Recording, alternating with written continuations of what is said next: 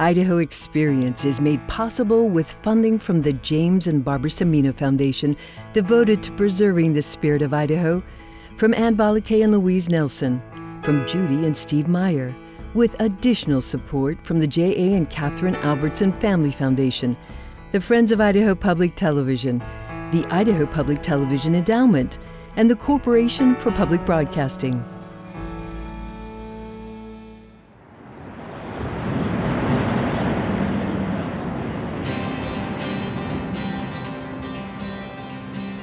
It'd be deadly if you tried to walk in one of these blizzards for a mile or something. So people had to be prepared. Most of them weren't prepared. They weren't prepared for the abundance of winter, for the lack of water, or for the hardships of the Wild West. It was incredibly challenging. You know, homesteading was not for the faint of heart.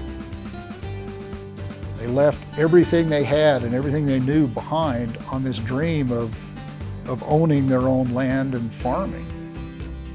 I don't know if I'd have been brave enough to do that. Homesteaders choosing Idaho as their home place changed the land. They also changed their lives and the lives of those here before them. A new way of life for some was the ending of an old way of life for others.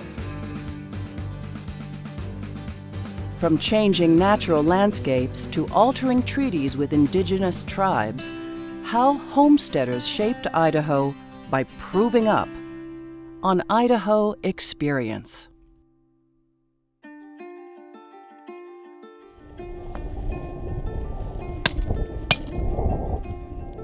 Idaho's growing fast. Everybody's busy. It's probably triple, I would guess, than what it was 5 years ago, the demand. Idaho is known traditionally for potatoes, but more recently for growth.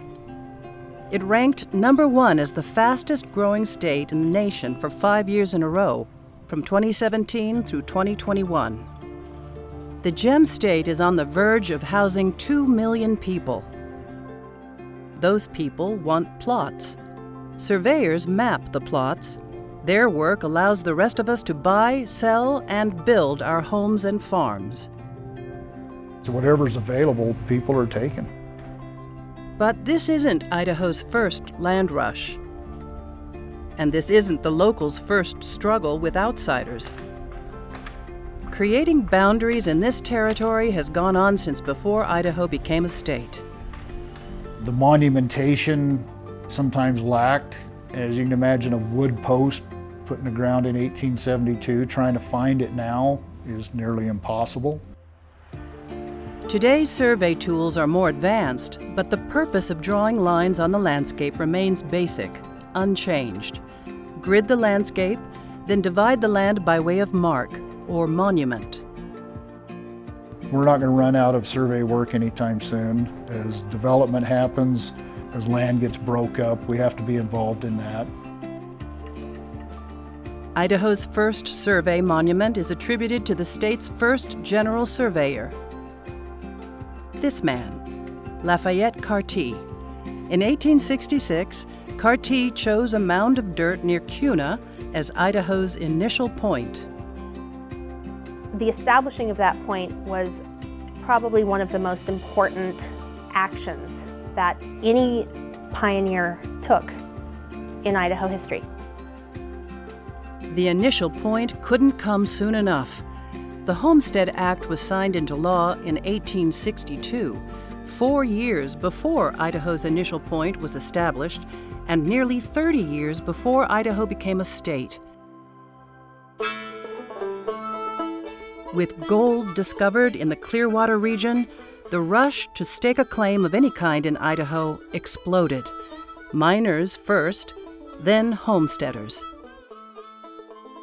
The law allowed homesteaders to stake their claims on 160 acres of free land, as long as the occupants proved up, adding a building, farming the ground, and staying for 5 years. The Homestead Act required pioneers to prove up, which meant that They had to take the natural environment that they found, which in Idaho included a lot of high desert plateau sagebrush land, and turn that into rich agricultural, high yield producing crop fields. The goal was property ownership leading to nationwide prosperity, this country manifesting its own destiny across the West. At the same time, the country was divided and preparing for war. When Abraham Lincoln signed this law, we're in the middle of the Civil War. The number of widows that resulted from that moment in American history was really staggering. So it was timely to know that there was an opportunity in place for widows to be able to pick up their lives in a way that they wouldn't have been able to otherwise. Factory owners in the North didn't want to lose their workers, neither did the plantations in the South. So they resisted anything that looked like the Homestead Act until the Civil War started. When the country was distracted, Lincoln struck, signing the Homestead Act into law May 20th, 1862. It immediately had impact for a wide variety of individuals, and I think that's really where we see the impact of the law over the long run. It wasn't an elite opportunity. It provided access to land for men, for women, for single women, for widows, for African Americans. Because of the Homestead Act, women could own property before they could vote. And they could own that property even before Idaho was a state. The Homestead Act itself was on the books for more than 100 years. People could apply for a homestead well into the 20th century. Once a parcel was staked and intent filed, homesteaders had to stay on the land for 5 years, and the place needed structure, however primitive.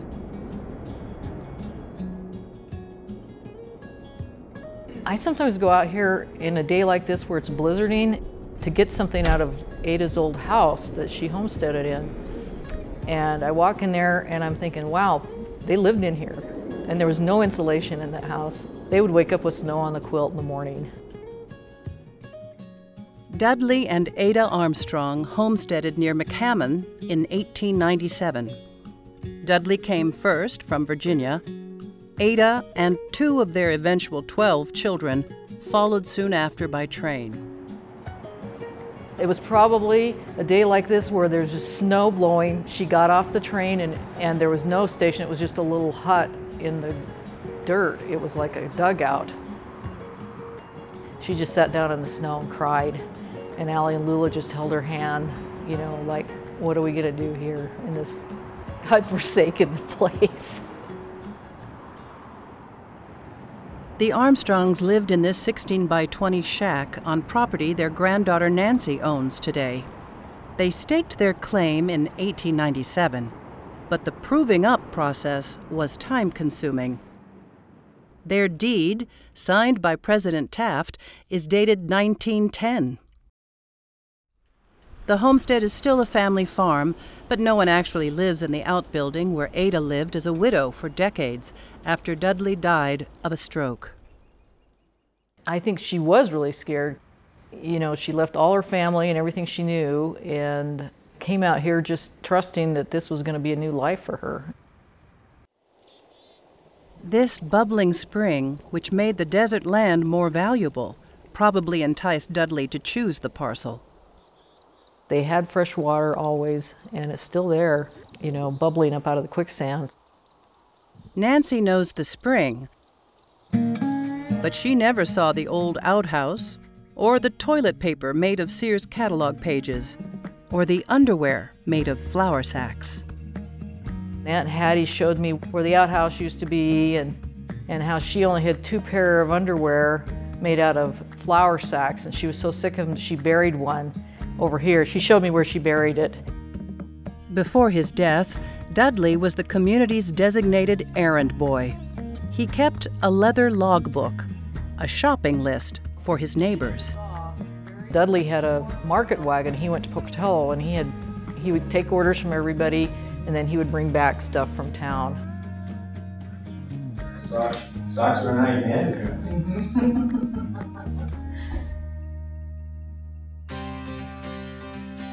In 1902, the General Land Office, now known as the Bureau of Land Management, opened the southern end of the Fort Hall Indian Reservation for settlement. The historic Pocatello land rush was on.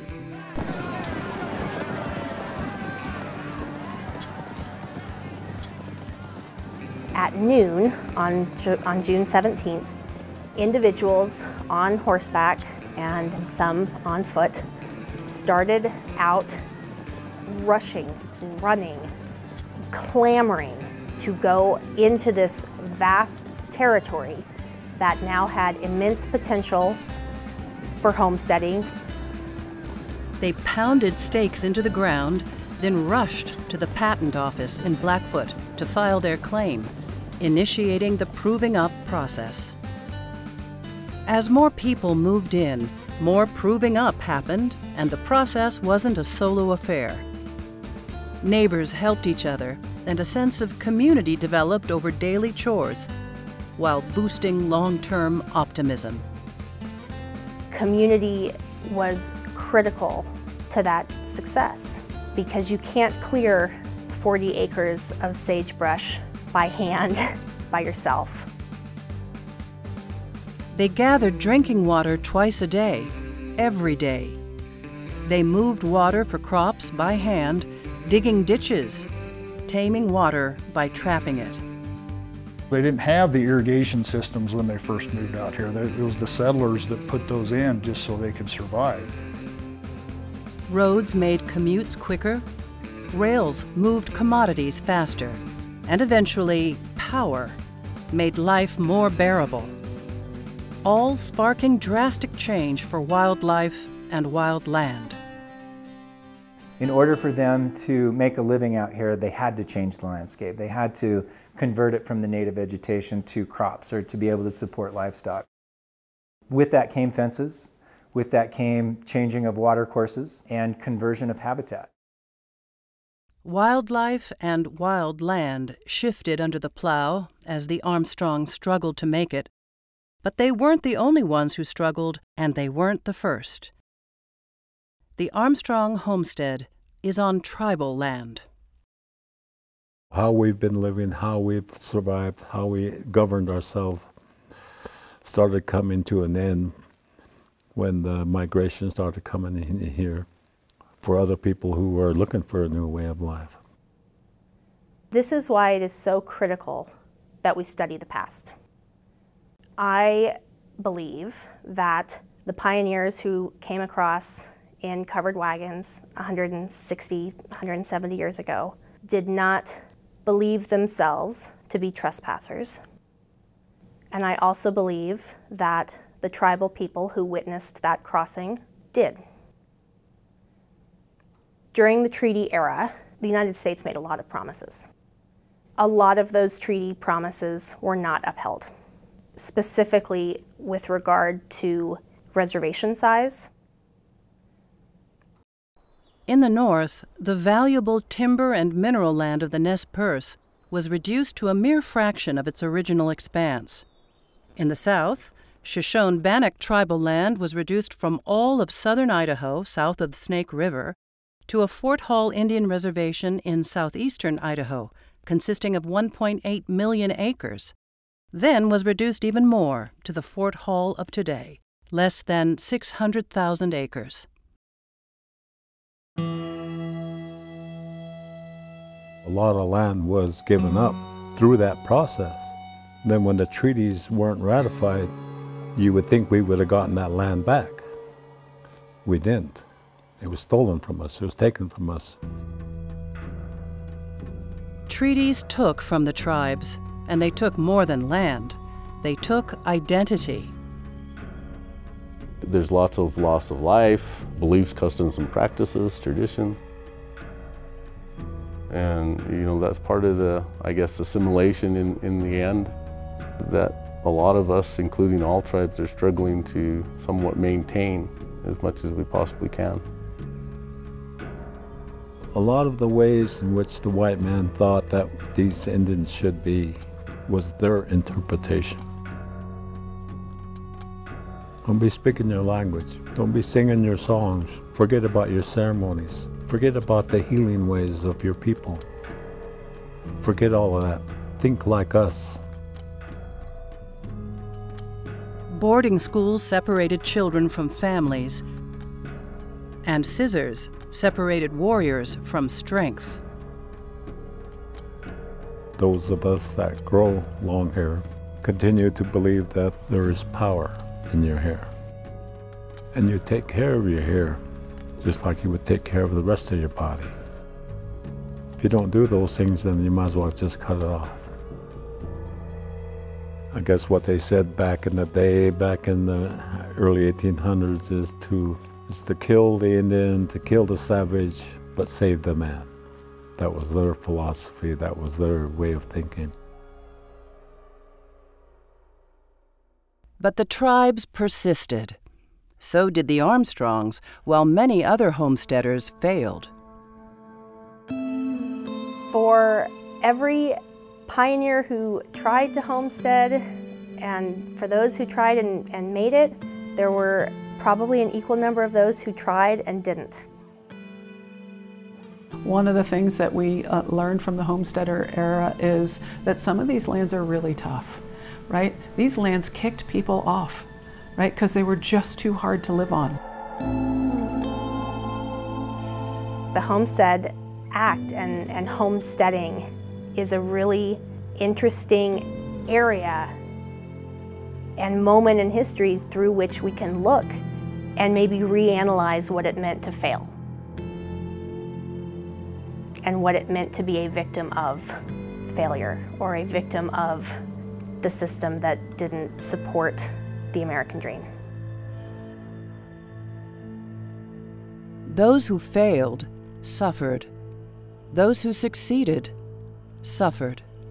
But they learned to tolerate harsh conditions, and for the most part, wildlife had to learn to cope with harsh homestead life too. Still does.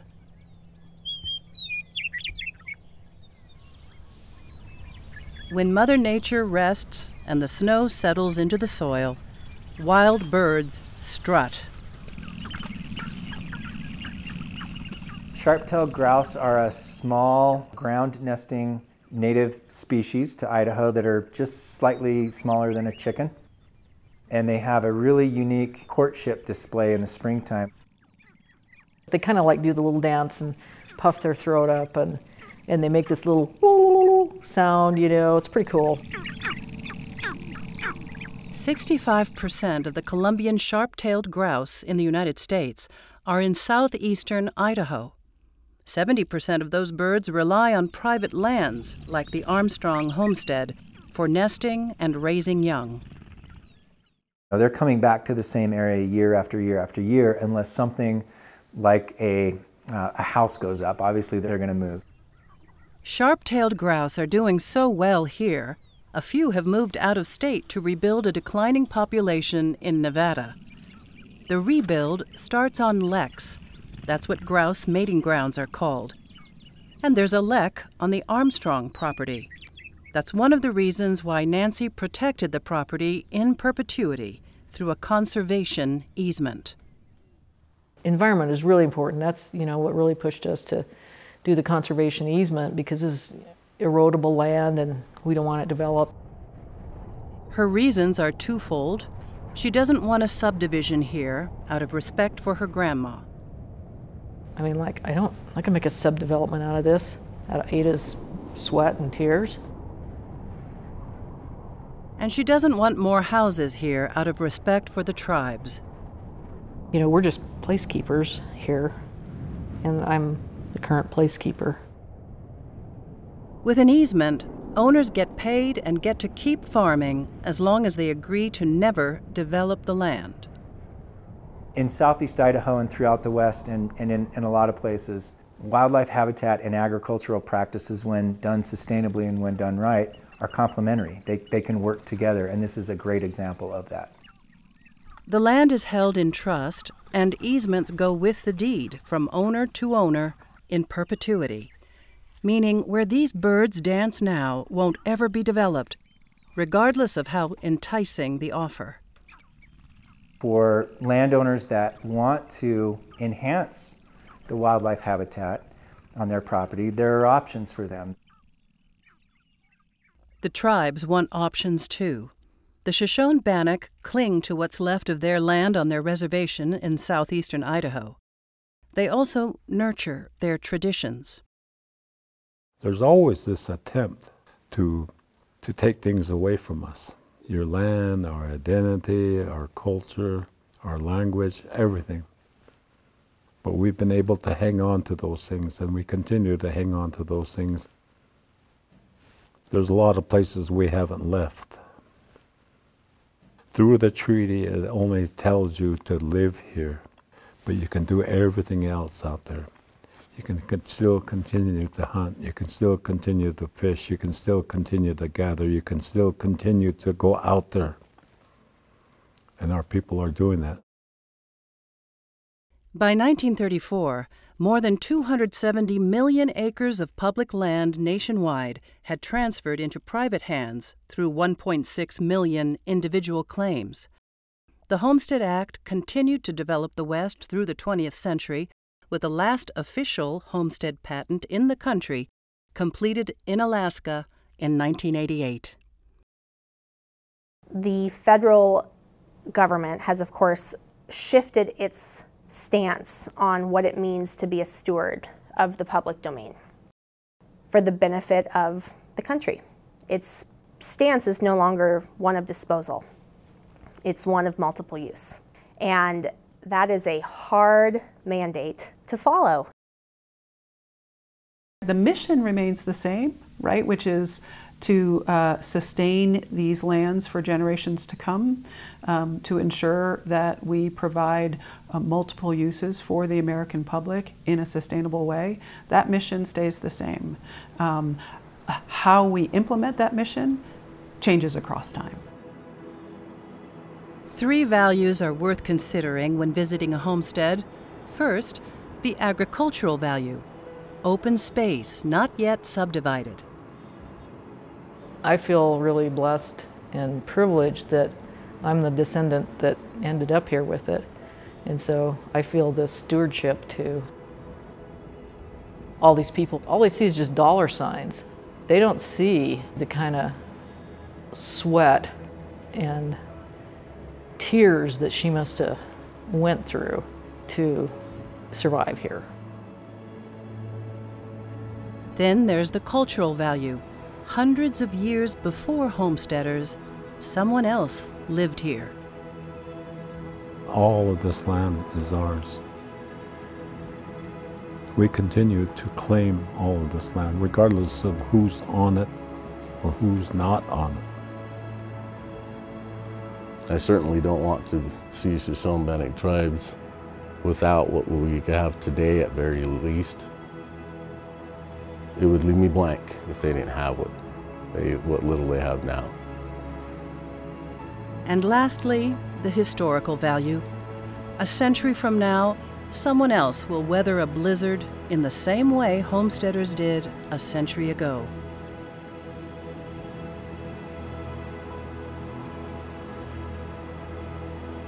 We have learned that some things never change. If you were to ask people why they're moving here today, I think the answers would be the same. I'm moving here for a new opportunity. I want an adventure. I want to take advantage of the amazing things that the state has to offer. I'm seeking a new community. Those are a lot of the answers that pioneers may have given 150 years ago.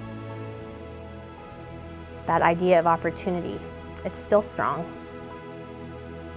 some of the structures are still here, and some of that history is still here that we can learn from.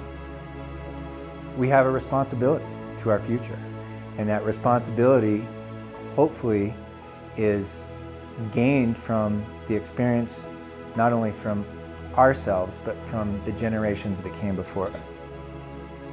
It's something that we have to be aware of and we have to be responsible for if we want a future for anyone, to enjoy the same things that we do now.